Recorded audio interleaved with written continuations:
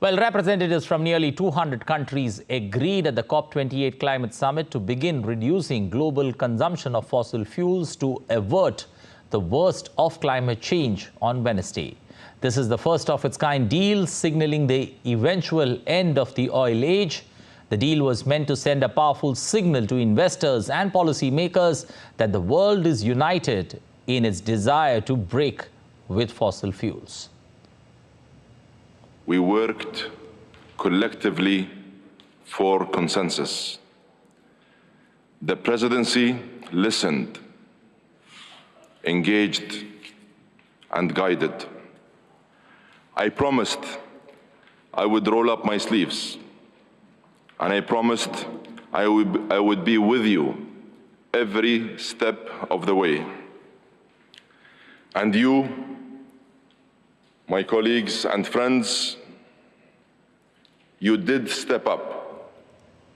You showed flexibility, and you put common interest ahead of self-interest. Well, for more on the story, we've got DD India correspondent Vinod Kumar joining us from Dubai, tracking every event that took place there at COP28, joining us this afternoon. Vinod, what does one expect, as we enter the final lap, with the draft that's been ready and deliberations taking place, how do you see this play out from here on? Yeah, well, Anil, COP28 was supposed to end yesterday, but the first draft on the global stock take in relation with the Paris Agreement was not unanimously agreed by all the 200 participating countries. So the COP28 worked overnight. The second draft was released in the morning, 3:30 a.m. And now, as I speak now, the plenary is happening. But on the inaugural of the plenary, after 2 weeks of intensive negotiations, COP28, the UN Climate Change Conference, had concluded with the UAE consensus named after the host country. This is hailed as a major breakthrough. And there are several key highlights in this COP28. The major one is definitely the global stock take. The second round of the draft has been unanimously agreed by all the participating parties of the Convention of Parties, UNFCCC. The main agenda is definitely to keep the global warming within 1.5 degrees Celsius. The plan also includes ambitious targets on emissions reductions, on tripling of renewable energy, on doubling of food production, and measures to adapt to the impacts of climate change. The COP started with the institutionalization of the loss and damage fund, which was in principle agreed at the Sharm el-Sheikh COP27 in Egypt. Okay. For the first time ever, a dedicated fund was established to address the loss and damages experienced by, because we know that adaptation and mitigation measures are not enough. Already countries are facing the severe impacts of climate change. Even India is facing. So loss and damage fund was on the first day itself, the pledges were around close to $485 million. And on top of that, other funds like the Adaptation Fund, the Green Climate Fund, the Least Developed Countries Fund, the Fund for doubling of agricultural output were all agreed, and cumulatively 83 billion in new financial commitments were made to support climate action in developing countries at this COP28. Okay. This also includes the, Vinod, are you surprised at how quickly this particular deal was approved? Looking at the fact that when the approval point is being made, there are still many countries who are still making, their final, submissions to this particular draft that's been approved.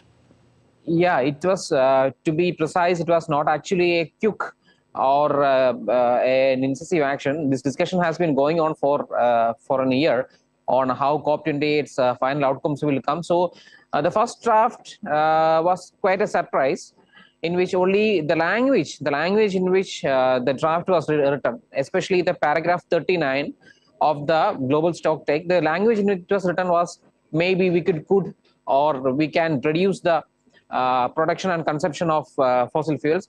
But the developing countries, especially the G77 countries, which constitute the bulk of the global south, want a clear and decisive language. It was the language that was more pertinent, not on the commitments. Even the COP presidency made sure that their commitments are very clear.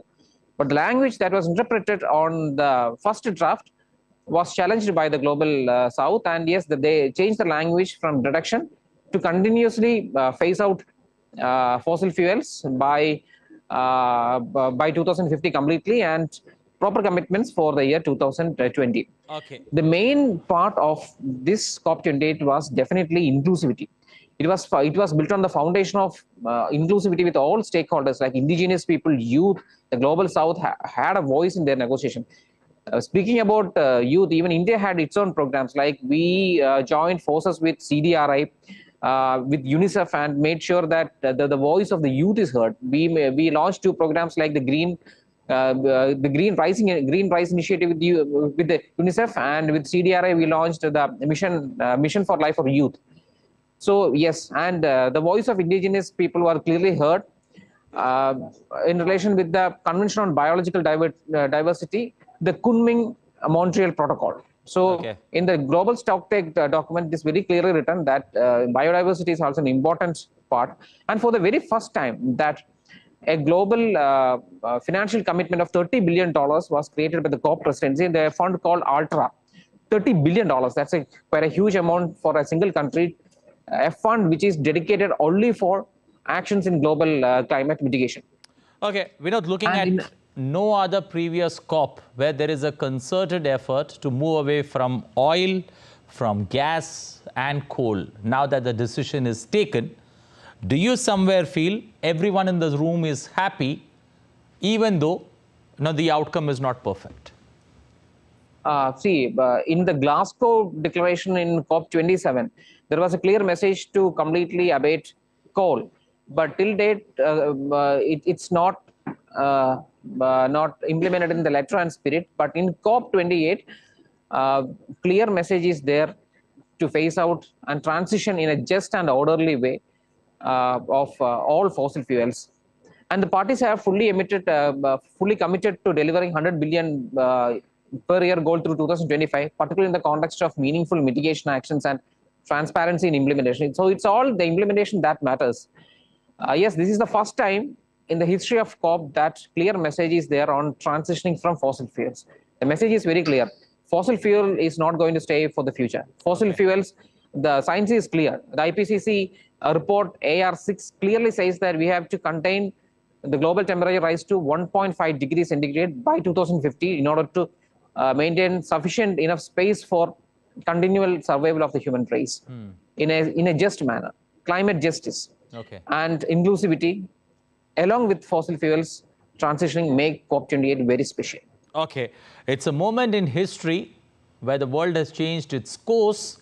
We'll have to wait and watch the outcomes of it. Thank you. Appreciate you joining us this afternoon here on NewsNight.